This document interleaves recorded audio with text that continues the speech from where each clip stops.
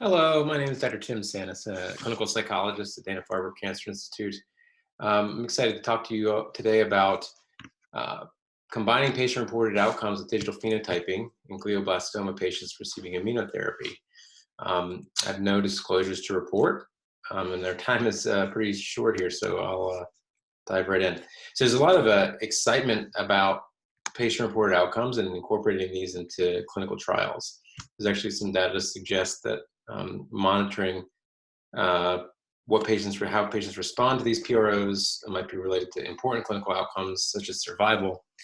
But in brain cancer and specifically glioblastoma, communication deficits are often present. And so collecting patient-reported outcomes becomes pretty challenging. Passive data collection, as JP Onnela's lab is renowned for, captures data through patients' smartphones, regardless of their ability to actually interact with their phone. And so this allows an opportunity to, when combined with patient-reported data, to see when and where patients might complete these patient-reported outcomes.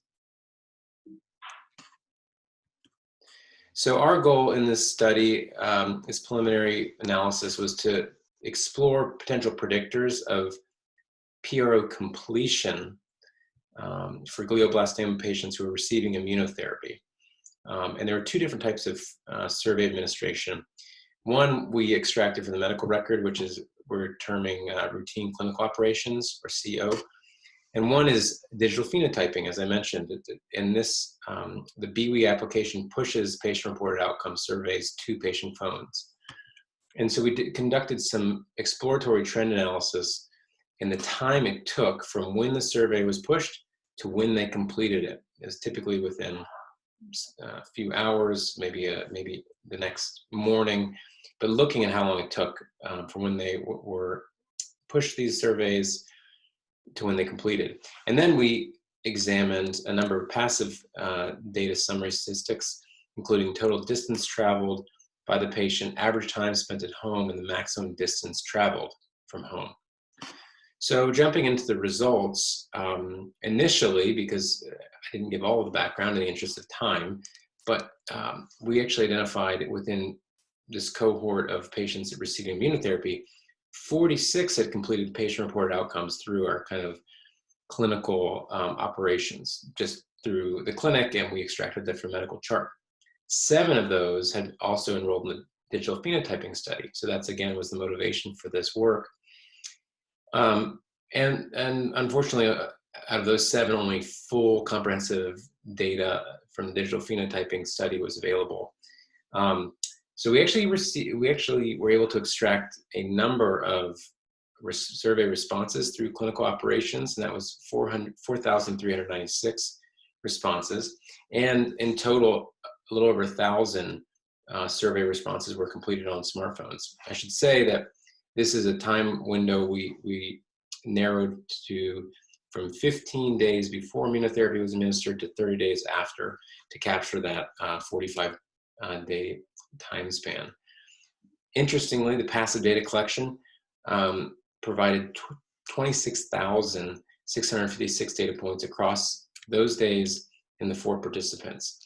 And the time to survey completion, so again, from when they were pushed the survey to when it was actually completed, wasn't related to overall distance traveled.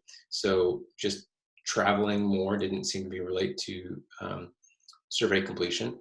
However, greater distance traveled from home was significantly related to quicker survey completion. And there was a negative relationship, the converse basically, with time spent at home following immunotherapy.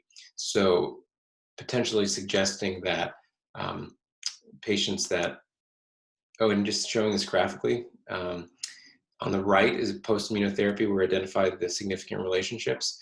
And this is distance traveled, maximum distance traveled from home, and the time spent at home as the negative relationship. So more time spent at home is related to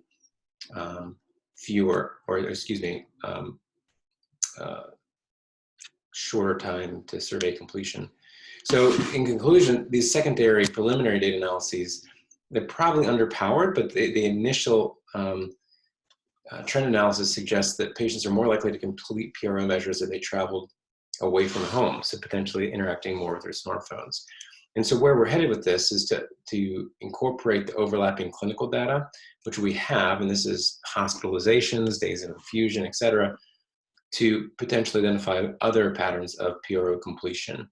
And then we also want to fold in what the patient-reported outcome data actually tells us, and this is things like pain levels, fatigue, measures of well-being, anxiety, depression, things that I'm quite interested in, and how those might be related to patient-reported outcome completion.